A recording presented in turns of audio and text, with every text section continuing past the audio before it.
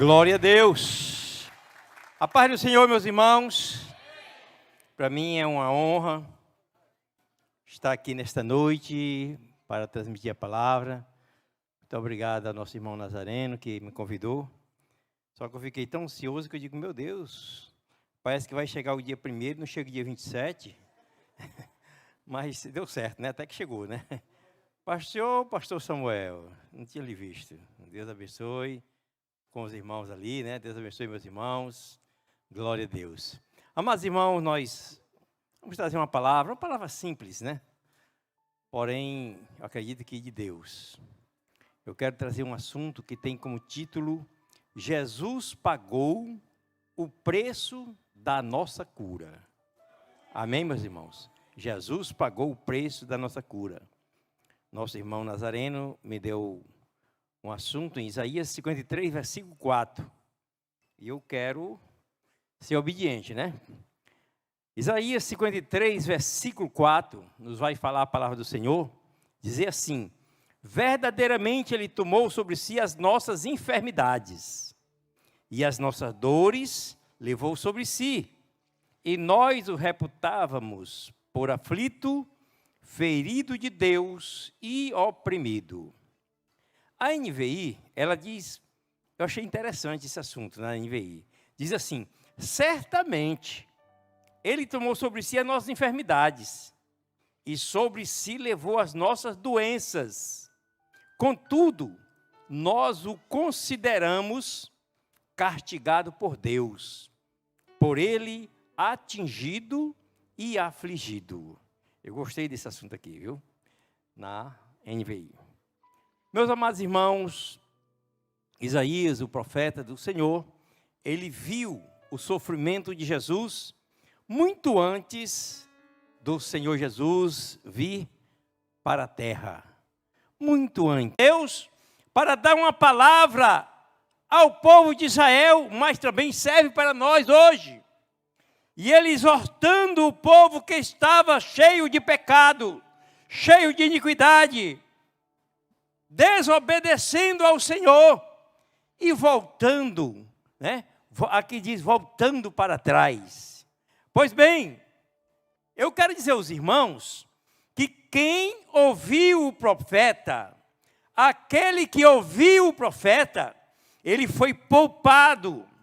Porém, quem não ouviu o profeta, quem não ouviu a mensagem, quem não ouviu a profecia, sofreu as consequências. É isso que nós vemos na palavra. Por quê, pastor? Foram para o cativeiro, né? Pois bem. Amados, o profeta Isaías viveu nos anos 700 anos antes de Cristo, aproximadamente, né? Ele profetizou a respeito de Jesus por várias vezes, e por isso, ainda hoje, ele é conhecido como o profeta messiânico, né? O profeta messiânico. Pois bem, e eu quero dizer para os irmãos, a título de curiosidade mesmo, que Isaías foi contemporâneo quando os assírios destruíram Samaria. Ou seja, quando os assírios entraram em Israel, Israel tinha o reino, estava ali em Samaria, e eles entraram, os assírios entraram ali em Samaria, derrotaram Israel, levaram Israel cativo para aquele cativeiro assírio, né? Pois bem, da onde não voltaram mais, foi na época de Isaías. Ele estava ali, estava presente ali, bem pertinho em Judá. Ele presenciou também, quando Senaqueribe, que era o rei dos assírios, ele veio para destruir Jerusalém, e veio destruir a cidade de Judá. Já tinham destruído Israel, né? E agora queria destruir o outro reino. Pois bem, porém, Deus usou o seu profeta. Ele profetizou ao rei Ezequias. Ele falou ao rei que nenhuma flecha cairia sobre Jerusalém. Diga glória a Deus por isso. Quando Deus usa o homem de Deus, a mulher de Deus, para nos dar uma palavra que venha dele, a palavra se cumpre. Nós sabemos que Ezequias e o povo estavam apavorados, pois sabiam que aquele rei já tinha dominado Israel e agora vinha dominar Judá. Mas Deus usou o profeta e disse: não se incomode não se amedronte, fique no seu lugar, porque não vai cair uma flecha sobre Jerusalém. Louvado seja o nome do Senhor. E assim, meus irmãos, quando eles chegaram, rodearam a cidade, ficaram ali naquele local, mas Deus mandou um anjo, só um, e ali destruiu 185 mil soldados da Síria, soldados do povo inimigo, foram derrotados pelo anjo do Senhor. Louvado seja Deus. Deus é poderoso, Deus ele guerreia pelo seu povo, Deus prepara o seu povo, Deus usa o seu povo e ainda livra o seu povo dos inimigos. Louvado seja o nome do Senhor. Olha, essa vitória do povo de Deus aconteceu porque Ezequias se humilhou ao Senhor. Quer dizer, quando nós nos humilhamos ao Senhor, meus irmãos, as coisas mudam de figura. Quando o crente se humilha, quando o crente coloca o seu joelho em terra, coloca o seu rosto no pó, aí então o Senhor, lá do trono da sua glória, Ele observa, Ele vê, Ele nota e Ele manda a resposta para o crente. Quem crê assim, diga glória a Deus. Ezequias se humilhou ao Senhor e o buscou com todas as suas forças. Louvado seja Deus. Precisamos aprender com este rei, né? Rei Ezequias. Pois bem, no princípio desse texto, meus irmãos, o profeta de Deus, ele faz duas perguntas ao povo. Ele fez duas perguntas.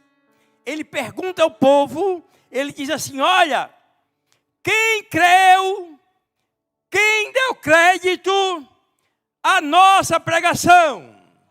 Primeira pergunta. Quer dizer, os milagres estavam acontecendo. Deus estava operando. É muito bom quando nós vimos igreja cheia.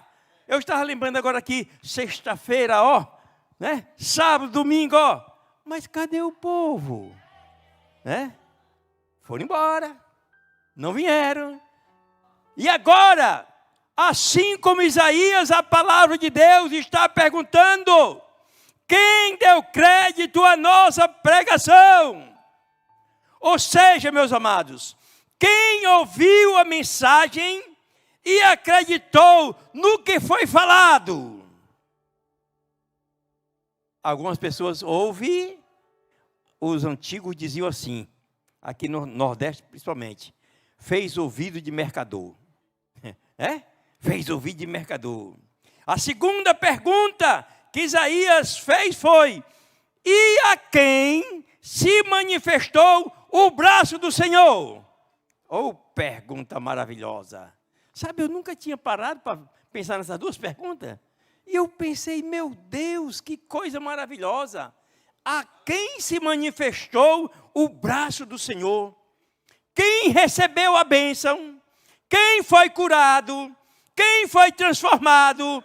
Quem foi usado? Quem está sendo usado pelo Senhor? Isaías está perguntando: e a quem se manifestou o braço do Senhor? Glória a Deus. Sabe o que é que isso quer dizer? Isso quer dizer assim: quem recebeu e guardou a palavra no seu coração.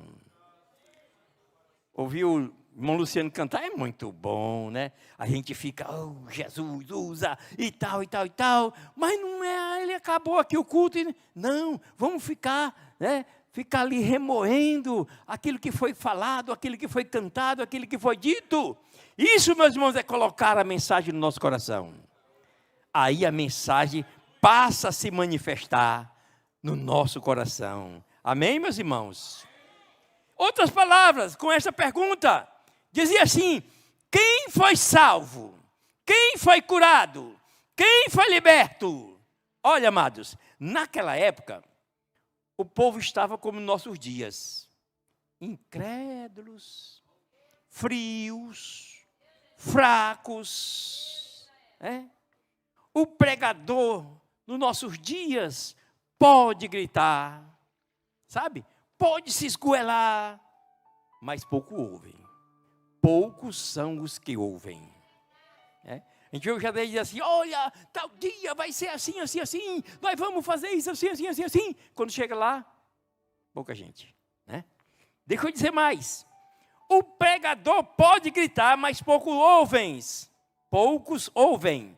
Até dentro das igrejas, poucos dão atenção às mensagens faladas. Enquanto, me desculpem, mas eu tenho que dizer, enquanto o pregador está falando, enquanto o pregador fala, muitos estão passeando.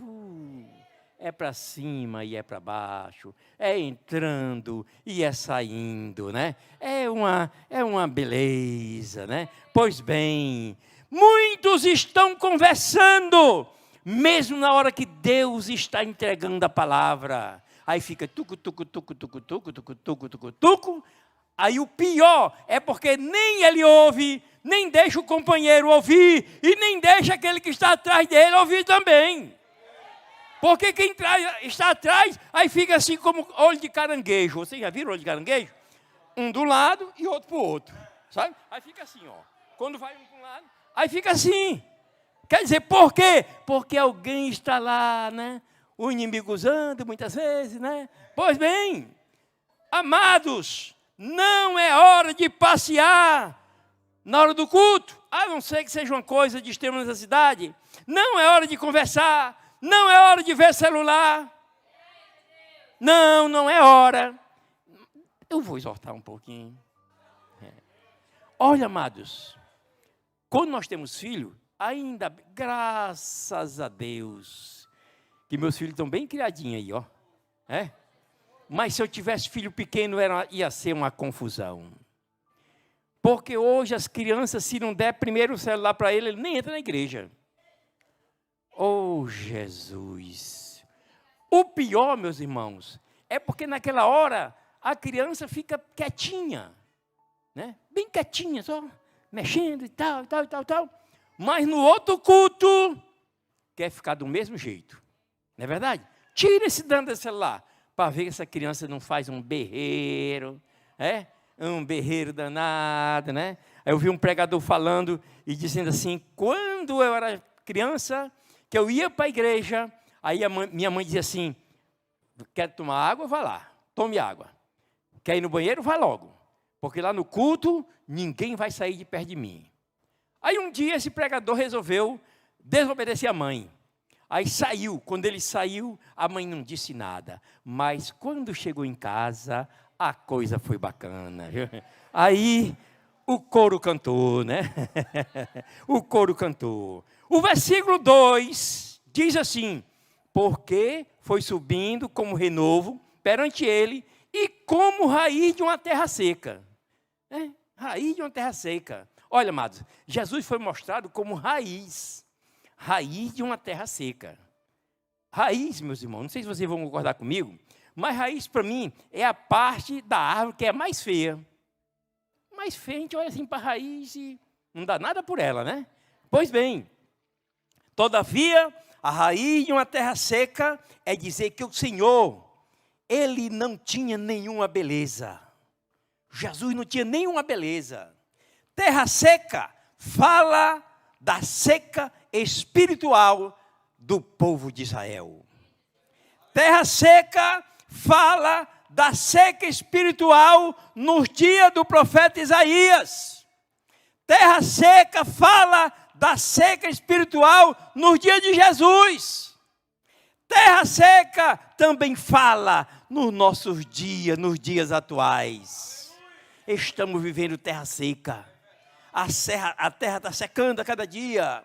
O versículo 3 diz, era desprezado e o mais rejeitado entre os homens, homem de dores, experimentado nos trabalhos, e como um de quem os homens escondiam o rosto, era desprezado e não fizemos dele caso algum. Meus irmãos, o Filho de Deus foi rejeitado pelo próprio povo, pelo seu povo, pelo povo de Israel. Ele foi cuspido, ele foi açoitado, ele foi escarnecido, ele foi zombado, ele foi desprezado, até pelos seus discípulos. Ele foi desprezado, né? O restante do versículo diz assim: não fizemos dele caso algum. Não fizemos dele caso algum. Eu quero dizer à igreja, que te assisti à igreja, mas eu quero dizer para a igreja que o mesmo está acontecendo nos nossos dias. Não era só naquele dia de Isaías, não. É no nosso dia também. Não estamos fazendo dele caso algum. Diga misericórdia. Não estamos fazendo dele caso algum. Não estamos fazendo dele através dos seus enviados também. Não estamos vendo nada. Não estamos aceitando. O versículo chave dessa mensagem é o versículo 4 que o irmão me deu. Eu tinha que andar nos outros, né? Diz assim: verdadeiramente, né? Verdadeiramente, ele tomou sobre si a nossa enfermidade e as nossas dores levou sobre si. Meus irmãos, ninguém via Jesus como Filho de Deus, mas os milagres que ele operou, ninguém pôde fazer. Amém?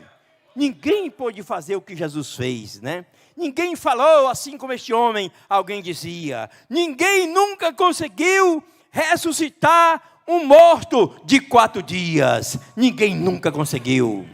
Ninguém nunca conseguiu falar ao mar: mar, você quer aí, vento, fica aí. Não, ninguém nunca conseguiu. Mas Jesus fez, né?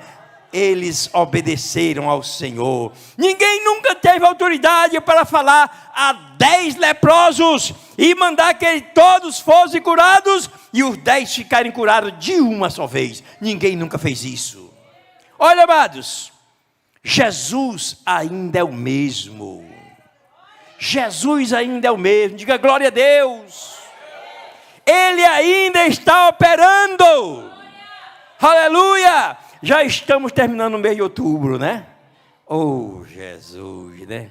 Muitas igrejas, meus irmãos, falaram sobre o outubro rosa, né? Aqui falamos bastante, né? Muitas igrejas fizeram programações